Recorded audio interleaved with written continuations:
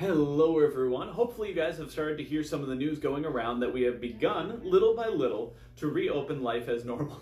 Now, as you guys are probably all aware, this is normally going to be a very slow process. We want to make sure that as one thing happens, we have a little bit of time to see, all right, did any negative effects occur before we move on forward? So, you guys probably noticed that the beaches up, I believe, near Jacksonville would have opened about last weekend.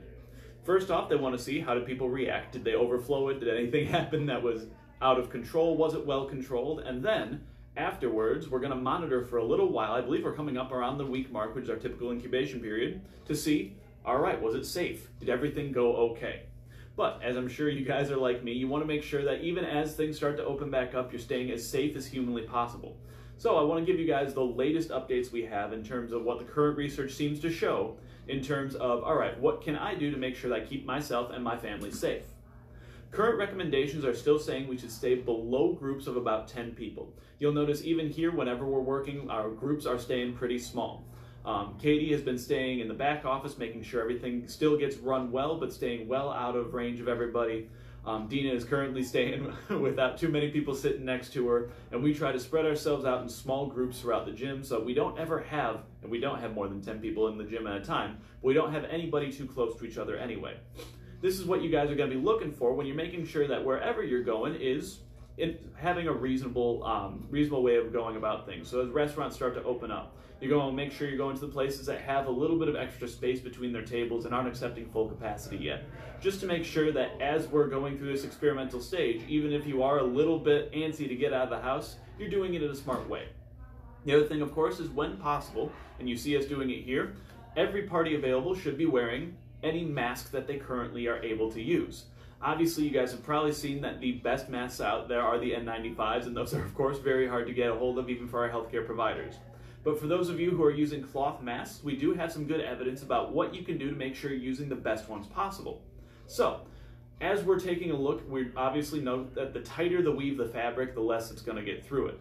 So, one of the things that I have seen online is making sure that if you hold it up to a light, you can't see directly through that fabric. If you can, you're already using a fabric that's not protecting you very, very well. But we have noticed that the studies that came out comparing the cloth masks that had filters placed in them actually seem to approach up to 90% efficacy. So there are a couple things you need to keep in mind when you're looking at those masks. Number one, the test they did that on, the filters had multiple layers. So you're looking to try and fit at least a couple layers of a HEPA filter. That can be harvested from something like what I did was I used my air conditioning filter, because those are HEPA filters.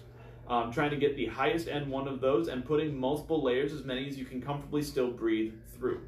The other thing you want to do is make sure that mask stays as tight to you as humanly possible. Now this is of course a little bit uncomfortable.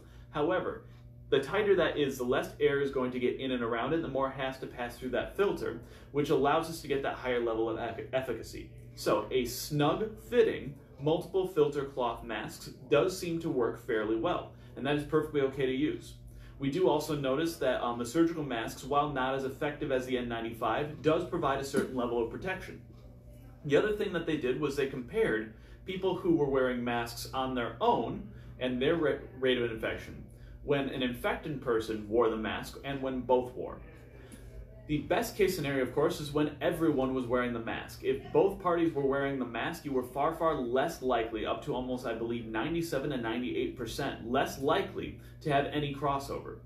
When the uninfected person was wearing their mask, it depended on what kind of mask they were wearing, but that efficacy dropped pretty drastically. And of course, when an infected person was wearing it, the efficacy was better than when the non-infected did, just because of how our respiratory rates work. So, what we are encouraging is if you guys are starting to go out and about, the best thing you can do is make sure you have some sort of covering. Of course, our standard social distancing rules, we have found that the further spread out you are, the better.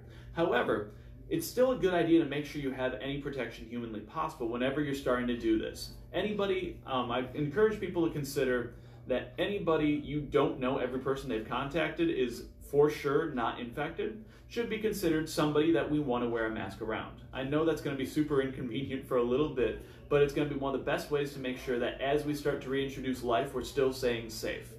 Now, over time, this is going to continue to evolve, and we are expecting that at a certain point, depending on how certain results are panning out, we may begin to see a little bit of herd immunity, and where less and less people are going to be able to transmit and be affected.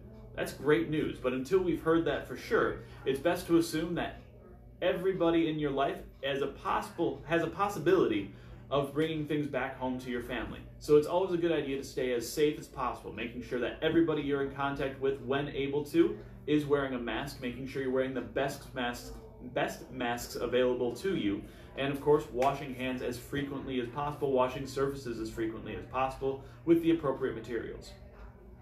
If you guys have other questions about some of the news coming out, I know there's been a lot of research updating over medications, vaccines, and some of the different rates of transmission. I am a research nerd. I love reading it, so I have been trying to keep up on as much of that as humanly possible.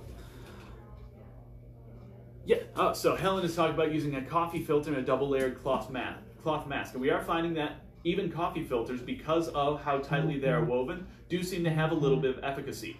Now, of course, the tighter weave of stuff you're able to use, the better. The more layers in, the better. So, as much as you can comfortably stand, the better odds we seem to have. Unfortunately, the one thing I did not like about the research study I've read about the filtered masks was how many layers they used to reach that high level of efficacy. So what I'm encouraging right now is as many as is comfortable. If you guys have other questions about some of the things that we're finding, go for it. We're happy to answer. Like I said, I've been reading a whole lot, as much as I can get my hands on, to make sure I'm giving the best advice possible to anybody who asks. But if you guys specifically have questions about what we're finding, what I'm reading, and what it all means, let me know. So far, the news seems to be fairly good. Our projections, because it sounds like what we've been doing has been working, our projections seem to be much, much more fair and healthy. But it does mean that if what we're doing is working, we want to make sure we're staying with our good precautions. So, just because things are looking good doesn't mean it's time to go back full throttle. Make sure you're being as careful as possible in protecting yourselves and your families. It was good to talk to you all again, and we'll see you soon.